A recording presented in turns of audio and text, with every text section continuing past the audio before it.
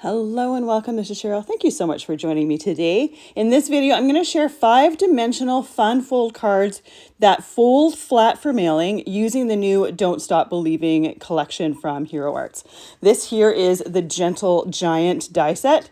Then we have the Unbelievably Awesome Stamp and Cut. Then we have the Unbelievably Awesome Banners Stamp and Cut. They all work really, really well together, and I always love when we have stamps that have dies that go with them. This is the Lake of Legends stencils, perfect for backgrounds. And then we have the Cloud die set, perfect for those cloud borders. Now, this isn't part of the collection. This is from a couple months ago. This is called the Making Waves die set, but it goes perfectly with this collection. So I'm going to be using it for some of the water edges. However, that Gentle Giant die set has a water edge on it, so you don't need the extra die set. I just wanted to add a little bit of variety here. I have the Gentle Giant die cut here out of some Orchid and Mulberry cardstock. Little bit of Raven cardstock to go in the little eye opening there. And I'm going to glue those two together. I'm using some Barely Art glue for all of my most of my gluing. I have it in a fine line bottle, so it works for assembling die cuts, but it also works really well for assembling cards, and it sticks really, really well, so you don't have to worry about things falling apart. But I do love using liquid glue because it gives you that wiggle room to move and shimmy things in place to make sure that you've got perfect placement before it starts to set. So I have the main body part glued together, then there is the fin, and then there's a little tail end that kind of peeks up from the bottom of the card.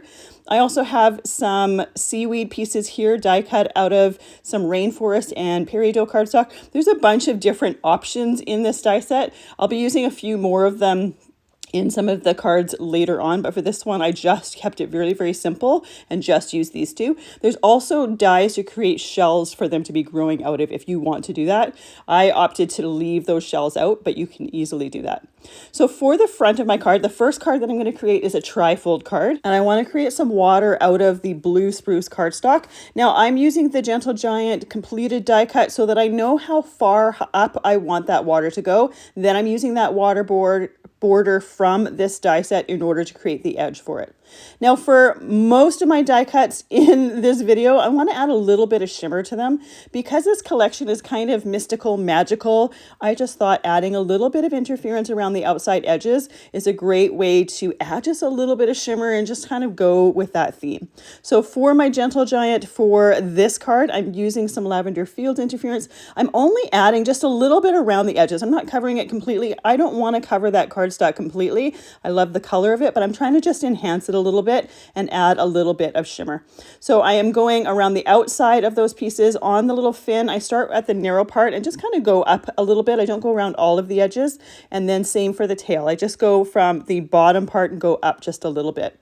For my water, I'm using some Mermaid Lagoon interference. So again, I'm just doing it a little bit around the outside edges just to add that bit of shimmer as well as that little bit of contrasting interference color to it, just to give it a really unique look. These dies in this collection, in my opinion, are pretty unique and interesting. So I thought this would just enhance it really nicely. For my seaweed, I'm going to do the same thing with Summer Garden interference. I'm just going to be going up from the bottom, just adding a little bit of that color and that shimmer towards the bottom of these little seaweed pieces here so that they have that shimmer as well as that extra little bit of color to it. So once I have all of that ink blending done, I can set those to the side. Now to create the base of this trifold card, I'm using 2 A2 card bases. So for my front one here, I want to put my water on that piece there, and I'm going to match up the die so that I know exactly where to cut it so that my water border matches up. Now I'm only cutting it up to that fold, so when I put it in my die cutting machine, I'm taking that beveled edge of my cutting plate, lining it up with the fold on the card, and I'm just running it through about to that bevel, and then I back it up. If I don't go quite far enough, I can always put it in and do it again because I have that die taped in place. Then I can take my trimmer and just trim down that fold of the card up into that die cut edge. So I have the Tim Holtz trimmer here. I'm using, it has to be one with that slide blade in it. You could also use scissors if you just wanted to hand cut it. So now with the front of my card cut, I can add that water piece to the front of the card using the Barely Art glue, lining up that water line as well as the different card edges to it. And then we can add our gentle giant as well as the seaweed, and then we can set those aside to work on the inside of the card. So the main die from the gentle giant, there's a kind of a corner to the bottom left of it that fits in the bottom corner of your card. You could always slide it up just a little bit, but that one edge is fairly flat, so you would want to put it on the side of your card. Then we can add the seaweed. I want to add the seaweed before adding that tail end because I want that to just be behind there. Now there's two different pieces to the seaweed, so I try to put ones that are different so we don't have a repetitive pattern there. And just because we have a whole die cut here doesn't mean it all needs to be on the card, so I put some a little bit lower. Once I am done my card, I can just take my shears and I can just trim those pieces off. So with those pieces on the front of a card, I can put my acrylic block on there, set that over to dry to work on the scene on the inside of the card. And for the scene, I'm going to be using that Lake of Legends stencil set. There are 4 different layers to the stencil. Now, I don't want to get any ink on the back of my card, so I just use some printer paper to block that off to protect it. So then when I'm doing my stenciling, I'm only getting it on the front of the card. And I have my piece here on a sticky mat to hold everything in place. But you can see we don't have a lot of area around the outside edge of the stencil on that mat. So I do use a little bit of painter's tape in order to help hold that down. Now, because we're using layering stencils here, to make it a little bit easy, I just use some painter's tape for the top left corner as well as the bottom left corner. Typically I'll do the top left and bottom right, but because we have that printer paper on there, it's going to be harder to match that up. So by doing the top and bottom left, we can use that as just different guides. And then we can also use the pattern from the stenciled image in order to line those pieces up. For my first layer here, I'm using some broken china distress ink, making sure that that ink is a little bit darker towards the edge, the far edge of the lake, as well as the base of the mountain. For our second layer here, we're also going to be using that tumbled glass for in the sky. And then I'm going to be using a little bit of the Mermaid Lagoon interference ink on the details of the water so that those details are that tealy color as well as having that interference shimmer to it. So I start with my sky here because I don't want to be using my distress inks on the stencil once I have the interference inks on there. So I do my dye-based ink pieces first, and I also don't want to get any of that Mermaid Lagoon on top of my mountains or on my sky, so I cover that up with a piece of printer paper. I'm trying to make sure that I'm heavier with this ink around the outside edges and lighter towards the middle. Just give it a little bit of color variation. And when it comes to interference inks, the way that I do that is by the pressure of my brush as well as the amount of ink that I have on my brush. So when I have the most ink, when I've just dipped it into the pad, I'll do the areas where I want that ink to be darkest around the outside areas or outside edges. And once I've taken some of that ink off and used some of that ink on those areas, then I'll kind of be lighter with my pressure and work towards the middle of the card. The third layer here, we're working on the hills or the mountains. I'm going to be using bundled sage for the first layer, being a little bit heavier towards the base of those hills or mountains, and then a little bit darker towards, a little bit heavier, darker towards the bottom, a little bit lighter towards the top. There's fish in the front of this stencil here, so we used a little bit of Lavender Fields interference ink. This is just going to show on the inside of the card. We're not actually going to see it when we have the card closed. It's just going to add that extra little bit of detail, and I thought they were cute. It also coordinates with the gentle giant on the front. For the last layer, we're going to be using some peeled paint distress ink for those details for the hills. Once again, heavier towards the bottom, lighter towards the top where the light would hit it. So with our card front done here, we can take it off of the sticky mat. Now, in between using that sticky mat, I do make sure to clean it off. I don't want to accidentally have some ink on there that's going to get onto a different area or a different layer of my cards. Now, because we're using 2 A2 card bases here, they're going to be tucked into each other. In order to have them fold properly, we need to make sure to trim some off. So I trimmed a little bit off of the edge of my stencil piece, and then I trimmed a little bit off of the edge for the front of my card. Now, once we're done, we can use shears to trim any other little bits off, but it's always easiest to trim as much as we need off of the pieces first before we assemble them. So you'll see I dry fit them several times, trying to get that fit proper, and then I make sure that I have all the areas trimmed that I need to. then I glue it together. It's much easier to make sure everything fits properly and lays flat before gluing it together than waiting until afterwards. So once we glue it together, I put glue on the back of that card front. It doesn't really matter which side goes in or which side goes to the back, but when you do your dry fitting, just make sure you're paying attention to which piece is going where and make sure that you're putting it in the right spot. So once I had that together, it was just a little bit buckled when I closed it. So I just used my trimmer once again, just to trim just a hair off. I do it about a hair at a time, just to make sure that I don't accidentally cut too much off. And then I can use my shears to trim off any other little bits that stick out. Because of that trimming, there was a little bit sticking out from my water, and then there's a little bit of the card background sticking out from behind that stenciled image that looks a little bit odd. So we're just using our scissors to trim that off as well and make it look as good as possible. Now I want to add a sentiment to this set, so I'm using the Unbelievably Awesome Stampin' Cut set. Now I haven't used this set before, so the very first thing that I do is use a white eraser on the stamping surface. It just helps those stamps to take ink just a little bit better. I do the entire set all at once and then use a brush to brush off any possible eraser bits left there to make sure it's nice and clean. This way, when I go back to the stamp set, I know that I've done the whole set. I don't need to do this every time. It just needs to be done that first time. I'm heat embossing my sentiments with the help of the Misty stamping tool in order to stamp it a couple times to make sure that I have a complete sentiment. And I'm going to heat emboss it with some black embossing powder so that it has that little bit of raised embossed texture. I really like my sentiments embossed because I just think it gives it that extra little bit of texture and it makes that sentiment stick out just a little bit more. So I used some embossing powder tool on my cardstock before stamping it. Then I poured that extra fine embossing powder on there, used my heat tool to melt that. And now I'm using the coordinating die in order to cut it out. I will be using a little bit of Best Ever craft tape in order to tape that die in place just to make sure that it stays exactly where I want it to before cutting it out, and then run it through my die cutting machine. And now we're ready to add it to the front of our card.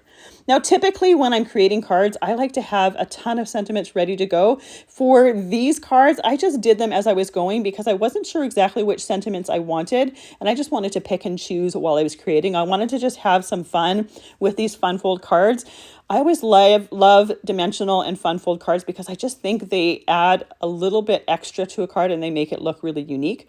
Now for a little bit of extra texture, I'm using some glossy accents on the dots or the bumps from the back of the Gentle Giant and a little bit of stickles on the water for that extra little bit of sparkle.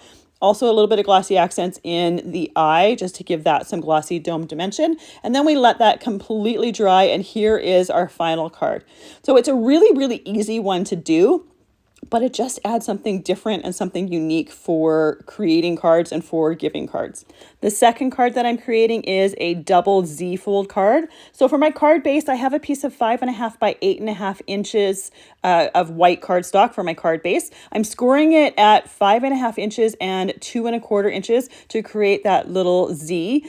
My borders here, this one is blue spruce, and it's just a little bit wider than 1 inch by 8.5 inches. They're scored exactly the same at the 5.5 and 2.25 inch mark. And my white piece here is 1 inch by 8.5, scored the same at the 5.5 inch by 2.25 inch mark. Now I'm doing the 5.5 first and then the 2.25. My score pal has that 2.25 inch groove right in it. If you have a scoring tool that doesn't happen to have that, you can just move yours up, say to 1/4 inch, and then score at 1.5 inches, and that will be the 1.25 inch line. I will include all of the cardstock sizes as well as the scoring measurements for the last 4 cards in the description box below. So if you happen to miss it while I'm saying it or want to actually see those measurements, you'll find them in that description box so that they're easily read and you can easily see those. For these borders, you can change the thickness and thinness of them depending on the look that you're going for. Once I have them scored, I'm using the cloud border die, and then I'm going to be using the water border die from the Gentle Giant die set to create those borders. Because those borders are 8.5 inches long and my die is not, I am just putting the end of the die on one of the score lines. That way the end isn't quite as noticeable. And even if we see a little bit of the cloud or a little bit of the water peeking out from behind that cloud from the other layers, when the card is folded, it's not going to matter quite as much. After I line up the end of the die with one of those score lines, I do tape it in place with some Best Ever craft tape in order to make sure that die isn't going to move on me. And I do also, when I'm placing that die, try to make sure it's nice and even. We don't want one area where the water is really deep and one area where the water is narrow. I also, when I cut the borders to start, I like to make sure that it's a little bit wider than I think it needs to be so that I can have a little bit of leeway when I'm cutting that border. I can use it on my card or place it on my card and decide exactly how thick or how thin I want that to be. So I'm going to do the same thing with both the water die and the cloud die. You want to make sure when you're doing those edges that you've got them placed properly for the fold. So always a good idea to place those pieces on the card the way they're supposed to be before cutting your borders to make sure that you're cutting them out of the correct edge. For my clouds there, I'm using a little bit of Lost Shadow Distress ink on the outside edge just to give it a little bit of visual dimension. For my water, I'm going to be using that Mermaid Lagoon on that edge to add that little bit of color dimension as well as that little bit of the interference shimmer to it. Now for the background for this card, I'm going to be using that Lake of Legends stencil set. I absolutely love that stencil set, and I ended up using it on all 5 cards simply because I love that background so much with this theme. But you could, if you wanted, use some of the scene stamps from the Unbelievably Awesome stamp set. I'm going to be using some of the seaweed stamps from it. I'm going to be using the Gentle Giant in this one, or you could call it the Loch Ness Monster, or as we in BC call it in the interior, the Ogopogo. And I'm going to be using that for some of the scenes. So if you wanted to change your background up, you could easily use those pieces. So I did my stenciling off screen. I did it exactly the same as I did the first one. For the background that I kept complete on the background of the card, I trimmed that down to 4 1/8 by 5 3/8. That way, when we go to fold the card, we don't have the edges of that cardstock in the way. For these 2 smaller pieces here, I trimmed that down to 5 3/8 inches in length, and then I just did these pieces 2 inches wide, so that once again, when we fold it flat, it's not going to interfere. But I did those 2 backgrounds so that when we fold it down, the pattern matches and we have kind of a complete scene when our card is closed. So it doesn't quite match on the inner fold of the card, but it looks fine. And the nice thing is it looks complete when we have that card folded because we have that complete scene there. Once we have our stenciled backgrounds on the background of the card, we can add our borders. I'll start with the one on the bottom, using the corners of my card to make sure that they're placed properly. I want those to line up nicely. And I also fold everything flat to make sure that it does fold flat. There's nothing worse than working on a interactive card and you go to fold it flat and something buckles a little bit. So I want to make sure that all of that folds nice and flat. Once I have everything done properly, I set that aside so that can dry while I'm working on my little scene pieces here. So I have a scrap piece of distressed watercolor cardstock. I'm going to watercolor these images. You could also use Copic markers to color them or just your favorite coloring medium. It doesn't have to be watercolor, but I wanted to use those interference inks to watercolor these images so that they would have a touch of shimmer to them as well. They're not going to have near as much shimmer to them as they do when you use a stencil brush and stencil with that ink, because when we add water to it to do the watercolor, it dilutes that ink, it dilutes that shimmer, but I still like having that little tiny bit of shimmer in those areas where that ink is heaviest. So once again, for these images, just like my sentiment for the last card, I'm going to heat emboss it with some black embossing powder. I stamped a sentiment at the same time. So this one says "Love You Locks," and I thought that was going to work perfect with this sentiment as well. And once I have that powder poured on there, if by chance you get any of those crystals of powder where you don't want it to be melted into the paper, just use a soft brush to remove it before you use your heat tool. It's really easy to clean it up and make sure that you have everything going where you want it to. There's nothing worse than having a speck of powder where you don't want it to and not noticing until after it's melted. Now these pieces have coordinating dies to them as well. I'm going to watercolor them first, let that dry, and then I'm going to die cut them out for the background.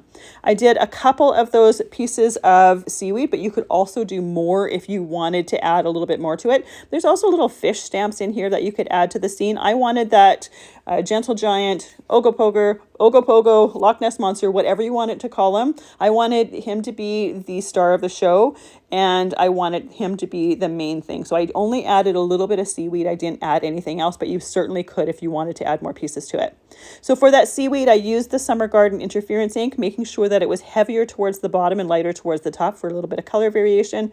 For my little water dragon here, I'm using some pink champagne interference ink. I want to make sure for all of my cards that the dragons or the gentle giants or the whatever you're wanting to call them are in a contrasting color to the background scene. I want them to pop out and be really noticeable and striking. So I made sure that they were not like tealy colors or blues or greens, that I wanted them to be the focal point of the cards. Once I have this whole thing watercolored here, I can let that completely dry. Then I can use the coordinating die sets and tape those to my dry images and do that die cutting. Now there is also coordinating dies for those sentiments as well, which is fantastic. So I'm going to tape those dies in place, put them through my die cutting machine, and then we can start adding them to card base. So after I've die cut these, I did decide to add a little bit of Mermaid Lagoon interference ink on the bottom part. When you die cut them, it creates a white halo around them, which I don't mind for most things, but the bottom part of the dragon where it went into the water, I thought it would look a little bit better if it had the watercolor or the color of the water down there. So I just watercolored a little bit there. You could go direct to pad or direct from the pad if you prefer. And for the rest of the seaweed as well as the dragon, I just left it as is with that white background. I always think it adds just kind of a frame. It makes it pop out of the card more by leaving it there. If that bothers you, you could just watercolor around that with the Mermaid Lagoon. It coordinates enough with that blue spruce cardstock that it would hide that outline just a little bit. So when it comes to gluing them to the base of the card, you can see that I put glue over those entire pieces of the back because I wasn't paying attention. I just get used to putting glue over the whole background of a thing, but there's pieces that pop up out of the water that don't need to glue to anything behind it. While I'm gluing, I realized my mistake and I just used my finger to wipe that glue off. You could always just leave it on there and let it completely dry. Just make sure you don't fold your card completely flat so that it has contact with something underneath there. Again, I just get carried away sometimes with the final product or thinking about the final thing and not really paying attention. So once I put my little water dragon there, I put the seaweed on the scene as well. Add the Love You Locks to the top. Now I did put some Mermaid Lagoon interference ink on top of that so that it would pop out of the clouds and be noticeable. And then the very last step was putting some glossy accents on the little spine pieces of the dragon, as well as adding some glossy accents for a little bit of sparkle on the water. I think it just finishes everything off when you have a little bit of sparkle on that water. I don't cover the thing entirely. I just kind of put little bits here and there, just making it look like it's got like the sun is catching the little ripples of the water. It just adds a little bit of extra texture to the card, as well as a little bit of sparkle. Now with that stickles on there and the glossy accents on there, I'll let that completely dry before I fold it nice and flat. You can see how flat that goes for putting into an A2 card envelope. You don't have to have any special sizes for it. So I always love cards that fold completely flat, but you got lots of dimension when you unfold them. For my next card, I have two pieces of cardstock that are trimmed to 4 1/4 inches by 11 inches. One of them I'm just scoring at the 5.5 inch mark for the card base. The second piece is scored at 5.5 inches, 7 inches, 8.5 inches, and 9 3/4 inches. And once again, if you happen to have a score pal like me that doesn't have 1/4 inch marks, that 9 3/4, you can move your score or your cardstock up a little bit, 1/4 inch, and then score it at 10 inches, and that would be that 1 1/4 inch mark from the edge of the cardstock. So once I have those score lines scored, I fold them into an accordion on the end, and I do use the corner of my score pal when I'm doing that folding. I want to make sure that those score lines are all nice and square. Then I can glue that to the front of the card, and you can see exactly how our card base comes together. Those two steps on the front of the card are going to become the water, and I'm using the dies from the Making Waves die set, and there's two different borders there that I'm using to create the water. This way the two different layers are going to have completely different looks to them. The larger, the blue spruce piece there is cut to 4 1/4 inches by 1 3/4 inches. The smaller one, Teal Topaz, is 4 1/4 inches by 1.5 inches. And then I just tape those border dies to the edges and then put them through my die cutting machine. This just gives them that edge there. You could easily use the die from the Gentle Giant die set for those water borders if you didn't want or didn't have another die set. This is, again, just to give it a little bit of variety between the cards and not have the water edges exactly the same, but you certainly could. Then I used that Mermaid Lagoon interference ink around the outside edges of those pieces before adding them to my card bases, just to give them that color variation as well as that interference shimmer. For the Gentle Giant for this card, I die cut it out of some coral cardstock as well as Bellini cardstock, and then assembled it off screen because it's exactly the same as the first one that I did. Then I'm using some fruit salad interference ink around the outside edges. Again, give it a little bit of color variation, a little bit of ink blending, as well as that beautiful interference shimmer that we get from it. So I ink blended it the same as I did my first one. We just have different colors of cardstock as well as different colors of interference ink for just a little bit of a different look. Now, once I have the interference ink blending done here, off screen, I'm going to add that little fin to the side of our Gentle Giant, and then we're going to do a little bit of interference ink blending on some of the seaweed pieces. So once again, I'm using that Summer Garden interference ink. I have some seaweed that I did the same as that first card. I have another style from, or two other styles from that die set that I die cut out of some beeswax cardstock. I just used that Summer Garden interference ink on both of them. I just wanted to have a little bit of variety with the seaweed for this. For our background, I'm going to do it similar to the first one that I did, but I'm going to add an extra color in there just to kind of tie in the colors from our Gentle Giant here. So I start off with the tumbled glass, making sure to be heavier towards the background or the far end of the lake as well as the base of the mountains. Once I have most of the ink off of my brush, I use that for the clouds in the sky. I don't want to have like really blue clouds, and I also didn't really want to grab another color. So it's easy enough just when we have very little ink on our brush to just put that on there. For the base or our horizon piece, I'm going to use a little bit of worn lipstick distress ink just to add a little bit of that coral color to the sky. And again, it just ties the Gentle Giant in, gives you another idea for the sky. You can go really extreme with those colors and then have the reflection in the water match that. But I just wanted to add a hint. I love this background, and I think it's a great supporting piece to our die cuts and our stamps, but I don't necessarily want it to be the star of the show, although you could easily just use this background and then have a very simple sentiment on the front of it, and I think it would be absolutely gorgeous. Just like my first background, I used a little bit of Mermaid Lagoon interference ink on top of that water for that detail piece, and then just like the last two, I'm going to be using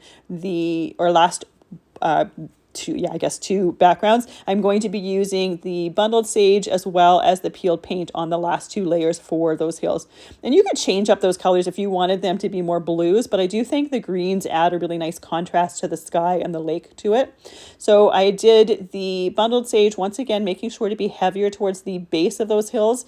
Added the next layer. Here's where you can see that I put those painter's tape pieces on the top left as well as the bottom right. It makes it so easy for putting those layers together because I just match those two corners of the stencil and it coordinates perfectly. It lines everything up perfectly. There's no need to do all four corners. If you have those two opposite sides done, you're good to go. So once I have this done, I'm trimming my stencil piece here down to 4 inches by 5 1/4 inches. For mat around here, I have a piece of coral cardstock that I trimmed to 4 1/8 by 5 3/8. I wanted to see as much of that scene as possible, and you could have it that whole background, but I did think it would be nice to have it framed somehow, so I made those layers a little bit smaller. They still coordinate beautifully with the colors in the image, and it still frames it nicely, but we still have a lot of that scene there. Then we can add our water pieces to the steps on the front of the card. And I do kind of try to avoid the top of the waves. The top of the waves are not actually stuck to anything, so I want to only put the glue where it's actually stuck to the step. If by chance I make a mistake because I'm not paying attention, which sometimes happens, I just won't close my card. I'll wait for that glue to dry. I'll wipe the excess off and I'll just wait for it to dry. Just like my first card, I'm going to put my seaweed on first, or a lot of the seaweed on first, so that when I put the curl from the tail, it can just go right in front of that seaweed and not have the seaweed covering it. I just think it's just a cute feature to it, so I don't want to completely cover that up. Once again, using the Fairly Art glue in the fine line bottle. I can use as much or as little of that glue as I want for the front there, and can just put those pieces together, letting them dry. You can put this card flat and have the acrylic block on there, but just leaving it for a few moments, it usually dries enough for everything to catch.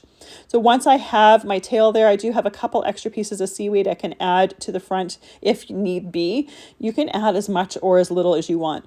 There's some little tiny fish dies in that Gentle Giant set, and what I've done with it is I've die cut them out of Prism holographic or Prism solid hot foiled cardstock. When I do glimmer foiling, I will often do solid hot foiling to use up the negative pieces. Sometimes I'll use those in cards, but I'll often use them for doing die cuts. So I have a bunch of the teeny tiny fish die cut out of the solid hot foiled cardstock. Now you could just use holographic foiled cardstock if you have it. You could just use, say, silver metallic cardstock. You could even just use colored cardstock if you want. But I do think the silver or the holographic just adds that extra little bit of shine, that extra little bit of shimmer to that water.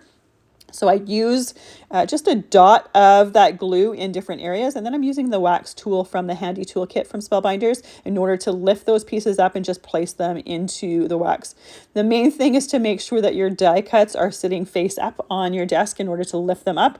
If they are not, I do try to flip them over. You can see me kind of doing kind of a really weird motion, and that's me just trying to flip that die cut over in order to lift it up to put it onto those pieces. But those fish are really, really tiny, so they'd be a little bit more challenging to pick up with your fingers. So here is that finished card, and you can see I put it on the side on my desk just so you can see a side profile of how it would stand up. It stands up really, really nicely, and because of those extra step layers on the front, it adds some really nice dimension that you don't get from a plain A2 card base. Even when you use foam pop dots, you don't get quite as much dimension as you get from adding those steps to the front. For a little bit of difference on this card from the first one, I'm using stickles on the dots on the Gentle Giant, a little bit of glossy accents in the eye to make sure that that is nice and glossy. You could also use, say, Onyx Treasured cardstock. There's a mirrored one, so it has lots of shine to it. You could use that in that eye hole instead if you didn't want to use the glossy accents, but I always love the domed effect that you get from glossy accents. It adds a lot of extra dimension to it. So once we have that done, I let that completely dry, and here is the completed card, which I absolutely love. I love the size of the Gentle Giant die cut compared to that background, as well as little die cuts on the front. For my next card, I'm going to create a shadow box card. Now I'm going to create a stenciled background for this, but I wanted to add the castle from the Unbelievably Awesome Stamp and Cut. So I am going to create a mask behind there. I want to stamp that castle back there first. I'm putting my stencil on there just to give me an idea of where exactly I want that on my background. And then I'm going to be using some Gina K Masking Magic sheets. I'm going to stamp that image onto the Masking Magic sheets and use my detail scissors in order to trim that out. You could also use the coordinating die in the set. However, like I mentioned before, when you use the coordinating die, it adds that white halo, and I don't really want that white halo on my background. I don't mind it on die cuts going in front of things, but I don't think I would like it on a background piece. I think it would make the background look a little bit incomplete or a little bit jumbled. So by die cutting or trimming it out with detailed scissors, I get the perfect cut to it. I can put it onto that castle, and when I go to stencil my background, that mask is going to keep that castle nice and white, so then I can color it afterwards with Copic markers. Or you can color your castle with another coloring medium if you prefer. It doesn't really matter what you color it with. The Copic markers are just my preference. So now that we have that castle masked, we can do our background exactly the same way we've done the other borders or the other stenciled backgrounds. So that first one there, I used some tumbled glass, making sure it was darker towards the base of the mountain as well as the far edge of the lake. Then we are going to line up these. I'm going to be using the tumbled glass on the sky as well as using the Mermaid Lagoon on the water. This is another one where you could take that worn lipstick and create kind of like a sunset sky or sunrise sky if you wanted to. Again, this one's going to be a shadow box card, so there's going to be a distant background. So I kept it very, very simple by just keeping a very simple background here, but you could add colors to it if you wanted to add that.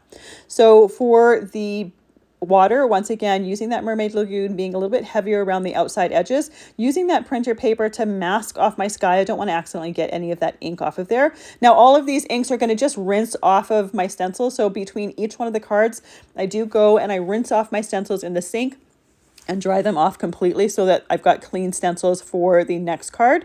I don't want to, if you leave your stencils dirty and layer them together, there's a good chance I'm going to get ink where I don't want it to. And it's a really easy step to just rinse off those stencils and dry them off and make sure that we have nice, crisp, clean ones going in. Once again, for our hills, I'm using the peeled paint as well as the bundled sage first because it's the lighter one, peeled paint for the next layer, and here we have our finished background.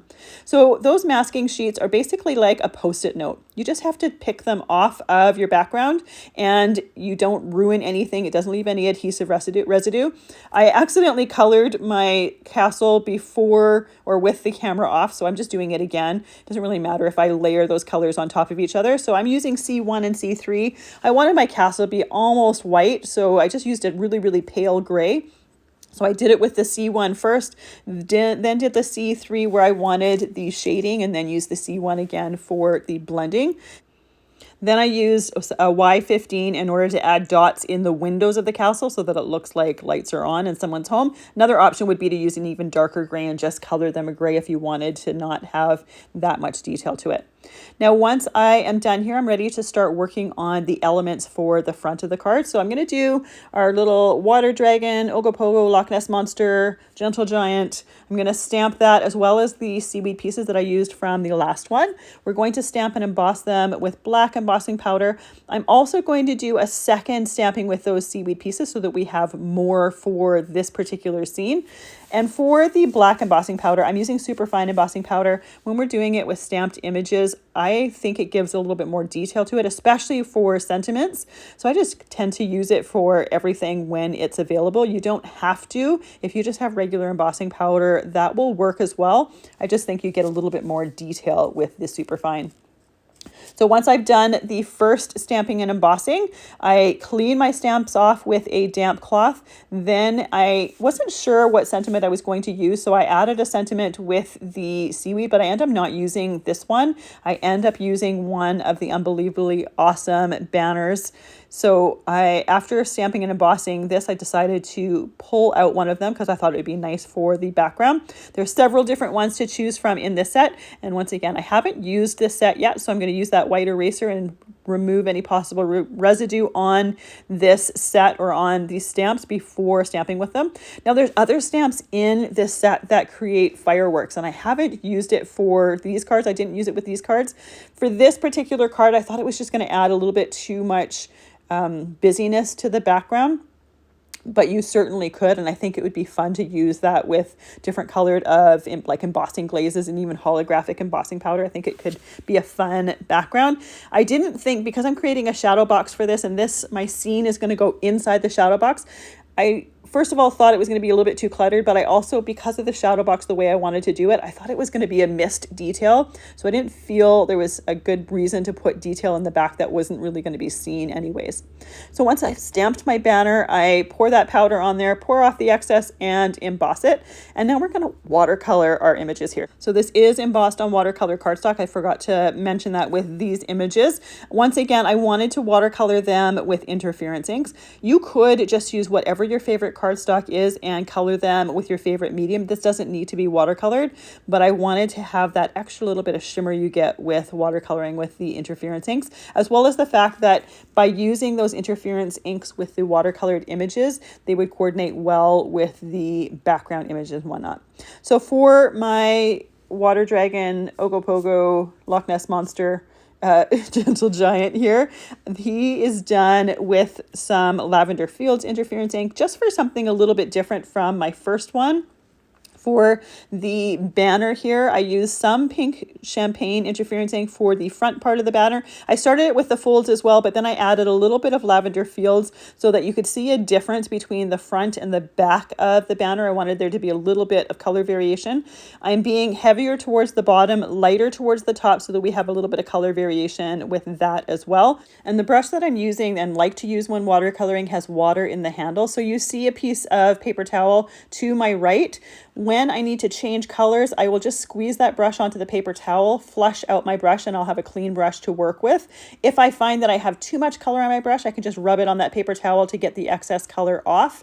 It just is really nice and easy. I tend to be a bit of a klutz, so having a water bottle or a jar of water on my desk is a very good chance I would spill it. So this for me is the best way to watercolor because I don't chance that.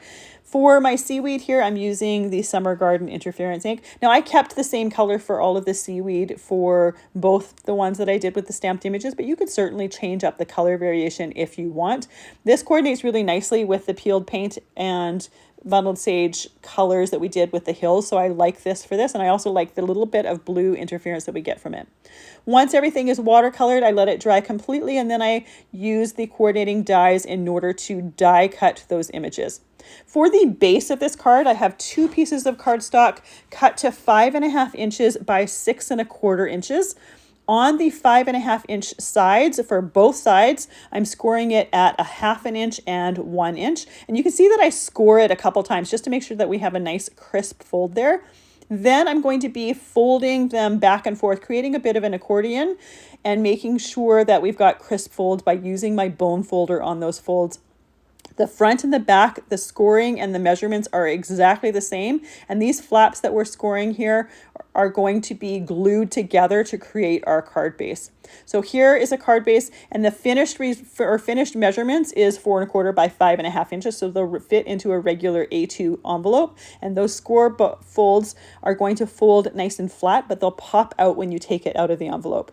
My image piece was trimmed down to 4 1/8 by 5 3/8, just so that it doesn't mess with those scored lines. We want to make sure that we have a little bit smaller image so that when we fold it or when we fold our card flat, we don't have extra cardstock there. For the front of my card, I'm using one of the Essential Arches dies for the opening to my card. I'm going to pick that one, and then I'm going to pick a die that's just a little bit bigger to create a border for that so that we have a frame around that border. I taped it to the inside of the card, making sure that it's nice and centered before using my die cutting machine to cut out that opening to the frame. Now this will work with whatever shape you want. You can do a rectangle, you could do a circle. So you have a lot of options here with what opening you create in the front of your card. It doesn't have to be an arch. It can be whatever one you want. I do, though, really like doing a frame on that. So I would definitely recommend nesting dies, although you don't necessarily need to. But I do think adding a frame to the front of the card just kind of finishes it off and it frames that whole background scene. So I used blue spruce cardstock for that frame, taping those dies in place to make sure that they were nice and evenly spaced and didn't overlap each other. That way we have a nice even frame for the front of the card. Before gluing everything together, I'm going to glue that frame to the front so that I can put my acrylic block on there, hold everything down nice and flat so that it is glued on there properly. Once the card is assembled, it's hard to make sure it's glued on there properly. So I definitely would recommend doing this before assembling the card itself. So once we have that on there, we can make sure that that dries completely. I have a scrap of some topaz or teal topaz cardstock here for my border. I used the water border die set from the Gentle Giant, and this is just going to go inside that frame. I did use a little bit of Mermaid Lagoon interference ink on there just to add that little bit of shimmer. Then I'm going to glue that to the inside of the frame, add our stamped images to it to complete the front part of the scene. Now these pieces, you could add them once we have our card together, but it's much easier to do that while everything is nice and flat. This way we can make sure that everything glues down there properly. We can add the seaweed to the front. We can also just lay this onto the background to make sure that we put those inner pieces on and have a little bit more space to be laying them. So I put 2 of the seaweed pieces on the front of the card. I'm going to add my banner to the inside of the card. So we add the glue to the background of that banner die cut. And you can see that I already forgot exactly where I wanted to put it after putting the glue onto the background of there. Once we glue that on there, I put my acrylic block on there just to hold it nice and flat, and then we can add our seaweed to the bottom. And by having pieces or the pieces open and not glued together, it just makes it a little bit easier. But you can see that I regularly will take the overlapping piece and test it over and over again to make sure that I have the placement how I want it to go. Now, before assembling, I'm going to add a little bit of glossy accents to the windows on my castle. When you use glossy accents, sometimes you get a little bit more than you need because these windows are really quite tiny. So I clean that up by using the die pick from my handy tool set. This just helps clean it up really, really quickly and easily. We're not going to leave any marks there. It's just going to clean that up, make them look nice and neat. And then I'm going to use some stickles on our water. This is a step that could be done afterwards, but once again, it's much easier to do it before everything is assembled. Because I'm using not a ton of stickles and not a ton of glossy accents, it's not going to take a long time for that to dry. So I might as well do it while it's easiest and everything is unassembled. I can let that completely dry and then I can glue my two pieces together. Once everything is dry, I'm going to refold those accordions on the side, and then I'm going to use some score tape for gluing those two sides together. This is much easier to use than liquid glue. Liquid glue, you'd have to hold them together or use, say, sewing clips to clamp them together while they're drying. This is instant and it holds really, really well. I have 1/4 inch score tape here. You could use 1/2 inch because those flaps are 1/2 inch if you want. I just use 2 rows of the 1/4 inch. I don't use 1/2 inch for anything else, so that I didn't feel the need to have a roll just for this. To make the assembly a little bit easier, I'll take that tape backing and pull it down about 1.5 inches and just kind of fold it out to the side so we don't have an entire edge with exposed adhesive. I will match those corners looking at the bottom, making sure that everything there matches as well. Then I do the same thing for the opposite corner. Then once I have everything lined up, I can take those tape ends and I can pull them out and put those two edges together. Now score tape sticks really, really well. It doesn't come apart really well. So you want to make sure that everything is lined up before sticking everything together. And here again, you can see how flat that goes so we can easily mail it. But when we pop it out of that envelope, those little accordion folds just kind of pop right out and we get that beautiful dimension. And because we've already added the glossy accents and the stickles to it, we have some glossy dome dimension on the windows as well as some sparkle in our water and on our image pieces. For the last card, I'm once again going to use the Gentle Giant die set, and I'm going to create a hex card with this one. So for this one, I'm using the little boat die that is in this set. I have them all die cut and assembled together. So we use some fog cardstock, some anchor cardstock, as well as raven cardstock. I have borders here for the front or the top and the bottom of my card. And once again, I will have these listed or the sizes listed in the description so that you can see all of those sizes. So I have 3 white borders. They're all different sizes for the top. For the bottom, for the water, I have them done in 3 different colors. So this size border before die cutting the edges is 7 inches by 1.25 inches. And I'm scoring it at 1/2 inch, 2 inches, 5 inches, and 6.5 inches. So the scoring is going to be exactly the same for the same size strip for the top and the bottom. And you can see that my border die is just a little bit smaller than that size of the strip. It doesn't make, or it doesn't, the other borders are shorter, so it doesn't interfere with that. So once I have that scoring in place, I'm just using my detailed scissors to trim that excess piece off. It's on the outside of the flap, so it's not going to be seen. I left those edges on there while we were doing the scoring. It wasn't going to affect it at all. My water piece there was die cut out of waterfall cardstock, exactly the same measurements. Again, that will be in the description. The medium size border here is 6 inches by 1.5 inches. It is trimmed or scored at 1/2 inch, 1.5 inches, 4.5 inches, and 5.5 inches. So we have a piece that is white cardstock and a piece that is teal topaz that is the same size and same scoring. The smallest one is 5 inches by 1.75 inches. I am scoring it at 1/2 inch, 1 inch, 4 inches, and 4.5 inches. So we have one white piece and then one that is blue spruce. Now those water pieces, you could do them all the same color if you wanted to. You don't have to do them in different colors, but I chose to. For my card back, we have one piece of cardstock that is 6 by 6 inches. I have it scored at 1.5 inches and 4.5 inches. Now we're not ready to assemble anything until we add our scene in the background.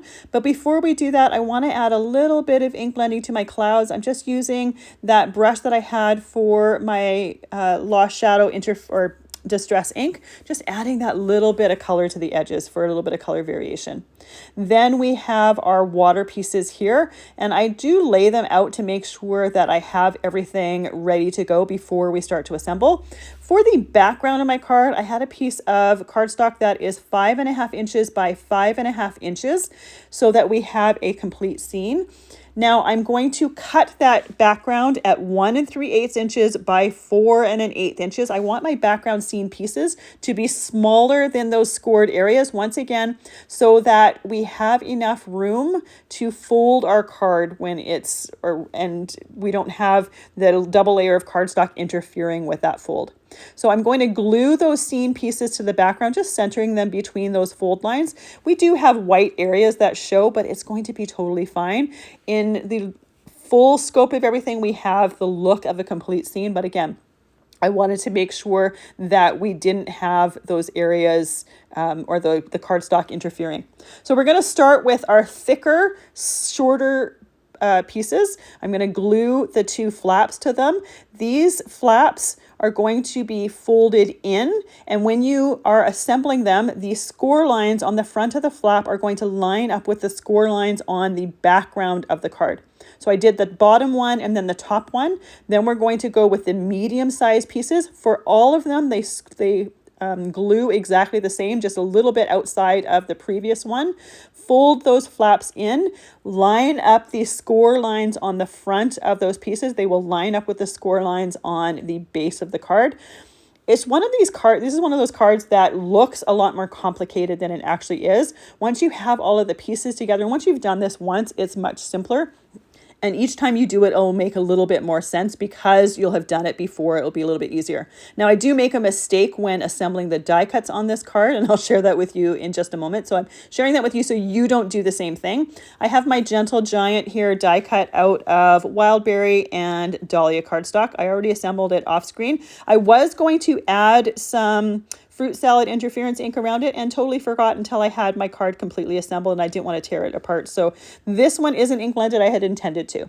Now I put my Gentle Giant on the tallest, shortest background. So the background piece, the piece that was blue spruce, that was a mistake because when I go to pop up my card, it interferes with the side panel. So instead of what I do here, I would recommend doing it on the middle tier so that you have more space for your card to stand up. I put the boat on the middle tier, and what I would do next, if I do it again, I would put it on the front tier so that there is that space for the Gentle Giant to go on the middle tier. And then you're not going to have the it's sticking to the side. You'll see when I'm completely done it, because I don't realize it until I'm completely done that it interferes with that. I wasn't really thinking about how far to the side it was twisting. So that is how I would correct this. I would put the Gentle Giant on the middle tier and I would put the tugboat on the front tier. Once I have those two pieces in place, then I just add the seaweed pieces as well as the curved tail piece. The curved tail piece is on the front on the right panel. Then I add the little fish onto the front to add that extra little bit of shine. Those are done out of that Prism holographic solid hot foiled cardstock. Again, you could change up the cardstock easily there. You could use any other foiled cardstock. You could use other metallic pieces or whatnot. I do think they look great when they're done with holographic cardstock though, because it just makes it look a little bit more fish-like. Once I'm done adding the fish, I'm going to add some glossy accents to the dots on our Gentle Giant as well as in the eye socket. And then I'm going to add a little bit of stickles to the background areas just to give them that extra little bit of shimmer. Also a little bit of stickles on the front waves to the water. Now the seaweed pieces I also did ink with interference ink here because again I didn't think about it until I completely finished assembling the card. You could easily add that ink blending to change it up, to add that extra little bit of dimension before assembling your cards so that you have that little bit of color variation. And I use interference inks, but again, you could use other inks if you want. I just like that little bit of shimmer that they give. I have a whole playlist here with interference inks, and you can see when you look at that playlist that I use them a ton because I can't seem to stop. So once I have the stickles and the glossy accents on there, I am going to let that completely dry before I start to fold my card up. I want to make sure that we don't get stickles or glossy accents where they're not intended to go. Now, the amount of drying time is just going to depend on how much you add. If you add more, it's going to take longer to dry. Less, it's going to take less time to dry. So once we've let that dry completely, you can see how flat the card goes. Now, this isn't a 4 1/4 by 5 1/2 inch card. It would go into a 6 by 6 envelope. Here, when I have it going up, here's where you can see that that gentle giant is in the way on that right flap there. If you put him in the middle tier, this would not be an issue. It still folds, or it still stands nicely. It just, you can't get as much dimension in your card with him on that last flap. You can get more dimension if you put him on the middle flap and then put the boat on the front flap. And you can see when I put it up here that those layers aren't quite as even because I can't really get them, or the right layers, to go out anymore because it's in the way. So that is the fix for that. It's not a lost card. I still absolutely love it. I love the dimension, but to get more, just change the flaps that you put them on. Then we have our shadow box card here with that little banner flag and the castle in the background. Folds totally flat, works perfectly in a 4 1/4 by 5 1/2 inch envelope, or an envelope for an A2 card. Then we have our top folding step fold card that again goes completely flat. We get a lot of dimension when we stand him up though, because of those extra steps on the front. And I just love the large, I've said it before, I love the largeness of the gentle giant on that background. I think it just creates a really nice scene. Then our double Z fold card with that full scene when it's closed as well as when it's open. Again, fits into an A2 card base and goes nice and flat, but we have lots of dimension when it gets folded up. And then our very first card is the Trifold card, just done with 2 A2 card bases. But because we've cut that border in the front, we see the scene in the back and we get the water in the front. And again, it has a little bit of a different look. This one doesn't have quite as much dimension as the other 4 cards, but we still get a unique fold and it creates a lot of interest. You'll find all of the supplies that I've used listed and linked down in the description box below. Thank you so much for joining me. I really appreciate all the time that you spend with me. I hope you have a fantastic day.